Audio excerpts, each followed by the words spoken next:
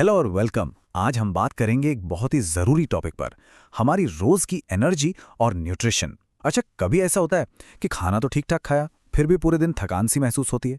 ऐसा लगता है जैसे एनर्जी है ही नहीं। चलिए आज इसी पहेली को सुलझाते हैं। ये सवाल तो मतलब हम सबने कभी ना कभी खुद से पूछा ही होगा, है ना? कि भाई रोज़ खाना खा तो रहें, फिर ये सारी एनर्जी जा कहाँ रही है? तो आखिर क्या है इस लगातार बनी रहने वाली थकान के पीछे का राज? और पता है, इसका जवाब शायद उतना मुश्किल है ही नहीं जितना हम सोचते हैं। हो सकता है, बस हो सकता है कि इस सारी थकान की असली वजह हो विटामिन्स की कमी। जी हाँ, वो जरूरी न्यूट्रिएंट्स जो हमारे शरीर को चलाने के लिए चाहिए, शायद वही कम पड़ रहे हों। तो चलो थोड़ा इन विटामिन्स के बारे में जानते हैं। नाम तो हम सबने सुना है, मतलब बचपन से सुनते आ रहे हैं, पर ये असल में है क्या चीज़? चलिए एकदम सिंपल भाषा में समझते हैं इसको। तो देखो, सीधी सी बात है, विटामिन्स ना हमारे शरीर के छोटे छोटे लेकिन जबरदस्त पावर हाउस हैं। मतलब ये वो जरूरी पोषक तत्व हैं जो हमें हेल्दी रखते हैं। हमारी एनर्जी, हमारी इम्यूनिटी, मतलब सब कुछ ठीक से चले, ये इन्हीं की जिम्मेदारी है। अच्छा, तो अब ये तो समझ आ गया कि विटामिन्स क्या होते हैं। अब देखते हैं कि ए से लेकर के तक ये अलग-अलग विटामिन्स करते क्या हैं। मतलब इनकी सुपर पावर्स क्या हैं। तो शुरुआत करते हैं विटामिन ए से। ये हमारी आंखों के लिए, मतलब हमारी नज़र के लिए बहुत ज़रूरी है। तभी तो घर वाले कहते हैं गाजर खाओ, पालक खाओ।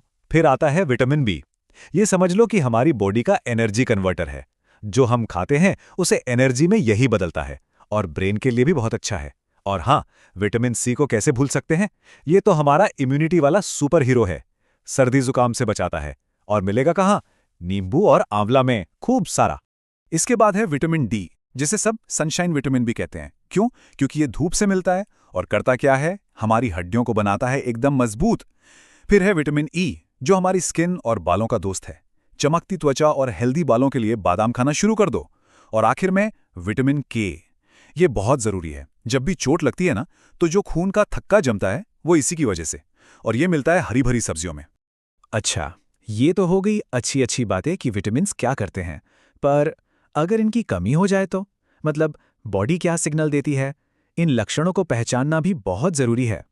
तो कौन से हैं वो सिग्नल जिन पर ध्यान देना है? सबसे पहला तो वही हर वक्त की थकान। दूसरा, अगर बाल कुछ ज्यादा ही झड़ रहे हैं। और तीसरा, अगर मौसम बदलते ही या यूं ही बार बार बीमार पड़ रहे हैं, मतलब इम्यूनिटी वीक हो गई है।